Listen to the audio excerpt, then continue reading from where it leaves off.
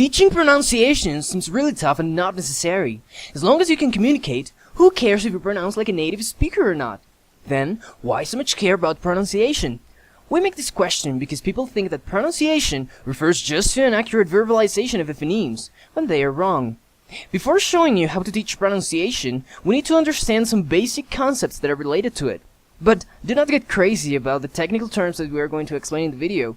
Nonetheless, it is necessary to deal with them in order to understand the real meaning of teaching pronunciation, its function. Phonetics and phonology. In simple words, phonetics is a term used for the description and classification of speech sounds. These speech sounds are the phonemes. Those symbols between slash signs? Yes, those are phonemes. They represent isolated sounds. Phonology, instead, is a term used for the study of the speech sounds used in a particular language. In a simple way, phonemes bonded together to create meaning. Somehow, we could say that phonetics is related to the form of the speech and phonology to the function of the speech. As phonology refers more to the meaning, which is what we care about, we will move on to a deeper analysis of it. Segmental phonology. It refers to the differences in meaning brought about by different phonemes. For example, buck and duck. Although they end with the same combination of phonemes, the phoneme that starts in each word gives a specific meaning. What's more, suprasegmental phonology has to do not with semantic meaning like the segmental phonology, but with attitudinal meaning. In other words, it cares more about the function of the speech, which is given by three phenomena: stress, rhythm, and intonation. This is when teaching pronunciation makes more sense. To summarize, pronunciation has to do with phonetics and phonology. Phonetics is related to the form of the speech, while phonology is related to the function of the speech. That's why we will focus on phonology, especially on suprasegmental phonology, that refers to the phenomena that gives meaning to the speech. Comprehension of an oral speech is accomplished not by an accurate pronunciation of the phonemes, but by an accurate use of stress, rhythm, and intonation. Stress refers to an emphasis we give to a specific syllable in isolated words like unhealthy or extension. In an utterance, the stress is given to the most important word. Here, we have two questions, one same answer. Note the difference in stress to emphasize the answer. Who loves Mary? He loves Mary. Who does he love? He loves Mary. The rhythm is a tune given by the alternation of stressed and unstressed words in an utterance. The stressed ones are content words, and the unstressed ones are function words. The stressed words are pronounced louder and stronger, while unstressed ones are pronounced faster. Here's an example. I was late because of the weather.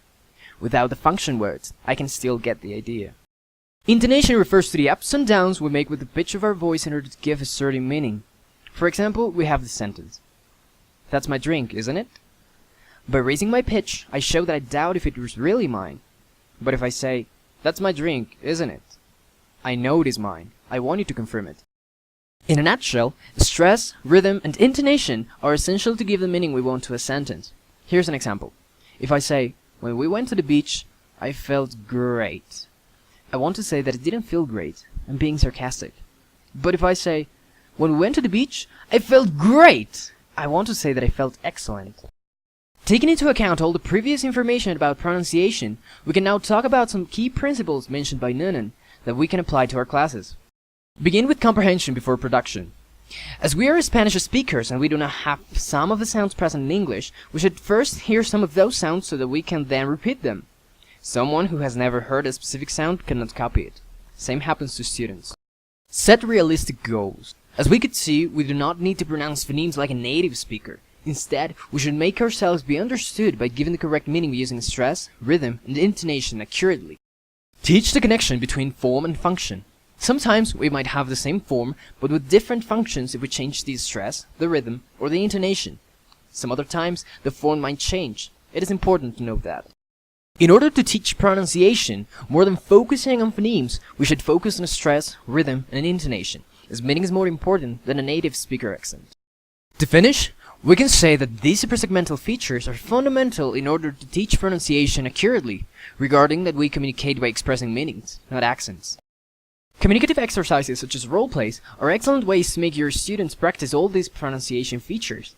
But remember, first, introduce them to the pronunciation feature, and then you can practice all you want.